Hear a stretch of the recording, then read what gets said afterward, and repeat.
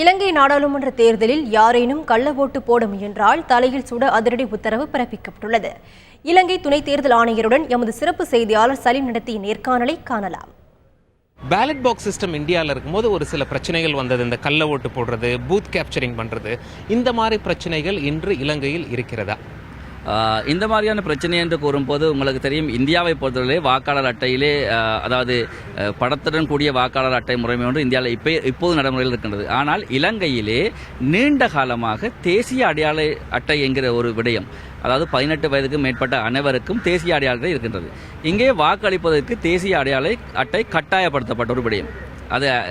அது தனது ஒரு வாக்காளர் தனது அடையாளத்தை சரியாக வெளிப்படுத்தாமல் வாக்களிக்க முடியாது.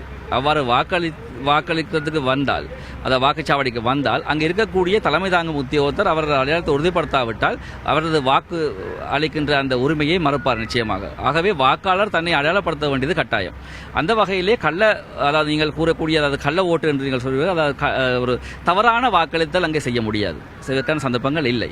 அவ்வாறாக பலவந்தமாக நடக்குமாக இருந்தால், பலவந்தமாக வாக்குச்சாவடி தாக்குதலோ அல்லது ஏதாவது நடந்தால், உங்களுக்கு தெரிந்திருக்கும், நீங்கள் அறிந்திருப்பீர்கள் ஊடகங்களூடாக கடந்த ஆண்டு இந்த ஆண்டு ஜனவரியில் நடைபெற்ற ஜனாதிபதி தேர்தலிலே தேர்தல் ஆணையாளர் கடுமையான உத்தரவு பிறப்பித்திருந்தார். வாக்குச்சாவடிகளுக்கு பங்கம் விளைவித்தால் தலையில் சுடுமாறு. அந்த அளவுக்கு மிக கட்டுப்பாடான பாதுகாப்பு இங்கே இருக்கின்றது. அவ்வாறான சந்தர்ப்பங்கள் நடைபெறுவது மிக மிக குறைவு.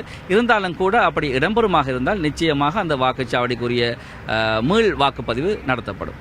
உங்களுடைய தகவல்கள் ரொம்ப தெளிவாக இருந்தது. மிக்க நன்றி சார். இலங்கையை பொறுத்தவரை 225 எம்பிக்களை, அதாவது எம்பிக்களை மக்கள் தேர்வு செய்ய வேணும். 113 எம்பிக்களுடைய சப்போர்ட் யாருக்கு இருக்கோ அவரை நாம் அடுத்த பிரதமராக எதிர்பார்க்கலாம். இலங்கையிலிருந்து தந்தி செய்திகளுக்காக கேமரா பர்சன் லூகாஸுடன் சலீம்.